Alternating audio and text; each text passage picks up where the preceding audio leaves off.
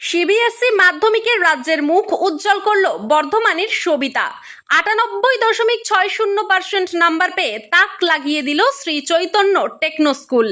সিবিএসইর মাধ্যমিক পরীক্ষার ফল প্রকাশে সারা বাংলার মধ্যে এক উজ্জ্বল দৃষ্টান্ত স্থাপন করল বর্ধমানের কন্যা সবিতা মণ্ডল। শ্রী চৈতন্য টেকনো স্কুলের প্রথম ব্যাচের ছাত্রী সবিতা এবারের পরীক্ষায় 98.60% নাম্বার পেয়ে অভাবনীয় সাফল্য অর্জন করেছে।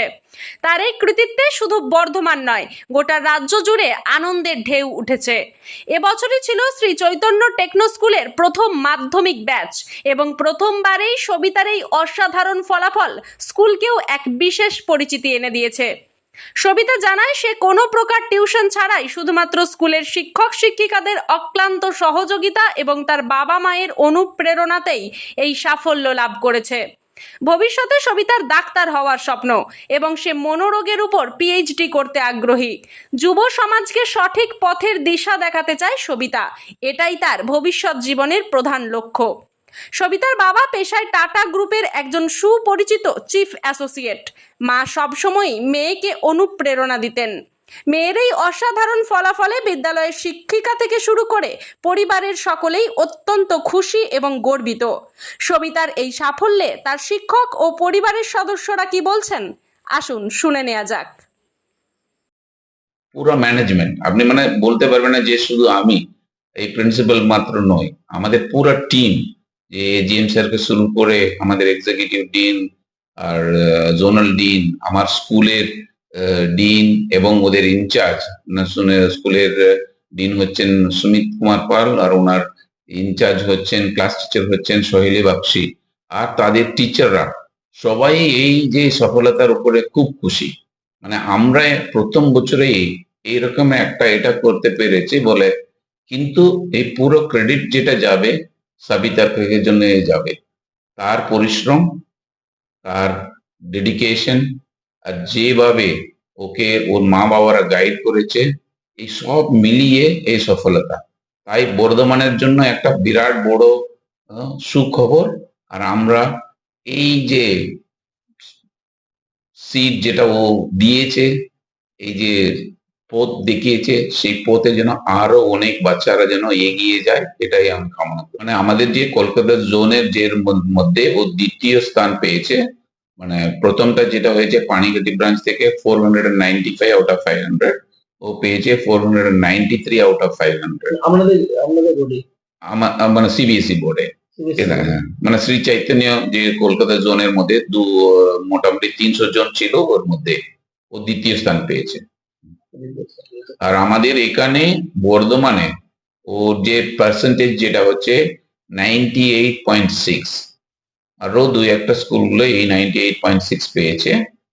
আর কিন্তু প্রথমবারে যে এই সফলতা যে এনেছে সবিতা, আর তার সাথে সাথে আমার এই 14 জনের মধ্যে 8 জন 90-এর উপরে পার্সেন্ট করেছে। আমার নাম হচ্ছে এ স্টিফেন রাজ, প্রিন্সিপাল। মেয়ের এত ভালো রেজাল্ট, কতটা আনন্দিত, কতটা উচ্ছ্বসিত? ভীষণ আনন্দিত, উচ্ছ্বসিত বটে, তবে আরেকটু বেশি বেটার আশা করেছিলাম, কিন্তু ও নিজের পুরো এফোর্ট দিয়েছে, সাথে সাথে স্কুল এতটা এফোর্ট আমরা আশা করিনি স্কুল থেকে। মেয়ে তো লিখতে ভালোবাসতো বলছে, খুবই ভালোবাসে, খুব ভালো পোয়েট্রি লেখে।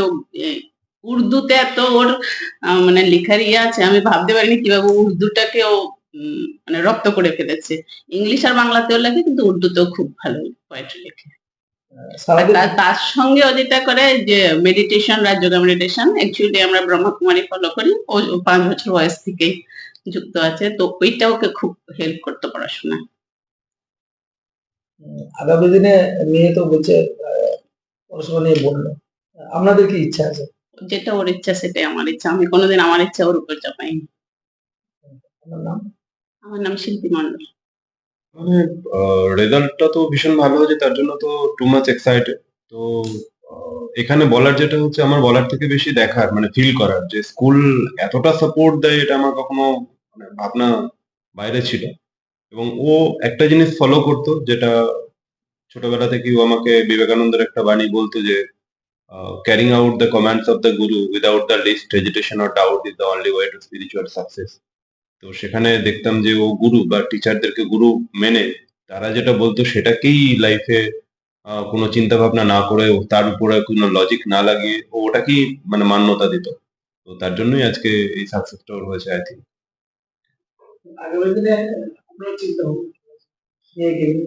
আচ্ছা, চিন্তা ভাবনা মানে ওর যেটা ড্রিমস সেখানেই আমি শুধু সাপোর্ট দিয়ে যাই। মানে আমি এরকম নিজের থেকে চিন্তা ভাবনা করি না যে ও কি করবে। কারণ যদি আমি কিছু বলি তো ওর সেটা লজিকের বাইরে হতে পারে। আমি বলছি বলে জোর করে করতে পারে। বাট আমার এটা বিলিভ যে ও যেটা ঠিক করবে লাইফে করবে দ্যাট ইজ দ্য ফাইনাল। মানে ও অনেক কিছু ভেবে চিন্তেই করবে। তো ও একটু আগেই বলল যে ও সাইকিয়াট্রিস্ট হতে চায়। তো নরমালি তার লজিকটাও ও বলল। তো আমি ওটাকেই সাপোর্ট করব যে ওটাই হতে চায়।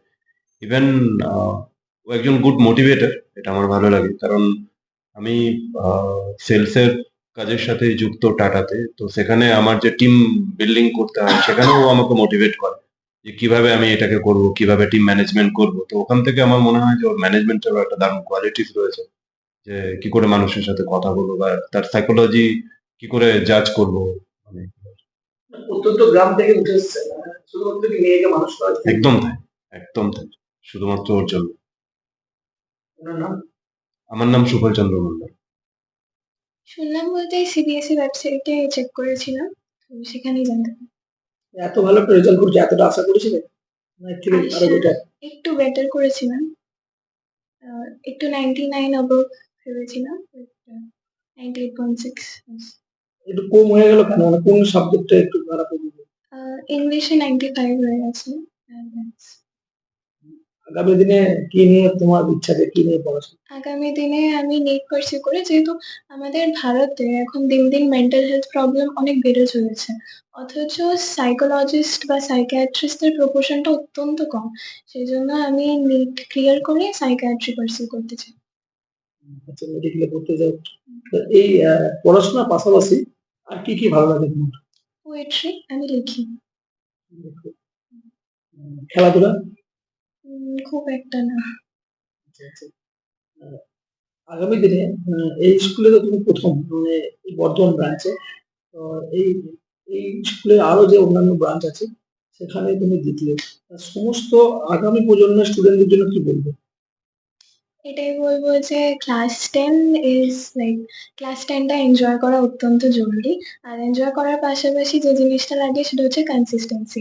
একদিনে মানুষ কতটা স্যাচুরেশন আর ওভার ইনফরমেশন গ্যাদার করে ফেললো, তার থেকে বেশি প্রত্যেকদিন কনসিস্টেন্ট থাকাটা বেশি ইম্পর্টেন্ট। তো all the best to all my juniors. একটা জিনিস, তুমি পড়াশোনা লিখতে ভালোবাসো, সারাদিনে কত ঘন্টা পড়তে তুমি? পড়তাম আমি 5 থেকে 6 ঘন্টা। 5 থেকে 6 ঘন্টা। এই যে এত ভালো রেজাল্ট, এটা কাদেরকে উৎসর্গ করতে চাও? উৎসর্গ আমি অবভিয়াসলি আমাদের স্কুল ম্যানেজমেন্ট, আমার টিচার্স যারা এত টায়ারলেসলি আমার জন্য সব এফোর্ট দিয়েছে। তারপর শ্রী চৈতন্যার যে মেইন ব্রাঞ্চ, সেখান থেকে আমাদের জন্য ডেইলি ক্লাসেস অ্যারেঞ্জ করা হতো। ইনফ্যাক্ট ফাইনাল এক্সামসের মাঝখানে যে গ্যাপ ডেজগুলো ছিল সেগুলোতেও আমাদের জন্য ক্লাস অ্যারেঞ্জ করা হতো। Obviously আমার parents have been supportive throughout the entire year, in fact entire life until wherever I am currently. And most importantly আমাকে যে জিনিসটা সবথেকে বেশি হেল্প করেছে কাম ডাউন করতে বা স্ট্রেস রিলিভ করতে, that is Rajyoga meditation. And আমি প্রত্যেকটা স্টেপে ফিল করেছি যে God is always by my side. So that is what আমি সবথেকে বেশি গ্রেটফুল ফিল করি যার জন্য। তোমার প্রিয় সাবজেক্ট কি ছিল? কোথায়? প্রিয় সাবজেক্ট, প্রিয় বিষয় কি ছিল? বিষয় বলতে ক্লাস 10 এর যে বিষয়গুলো থাকে সবকটার মধ্যে প্রিয় কোনটা? কোনটা সবথেকে বেশি? আচ্ছা, প্রিয় সায়েন্স। সায়েন্সে তো 100 পেয়েছে।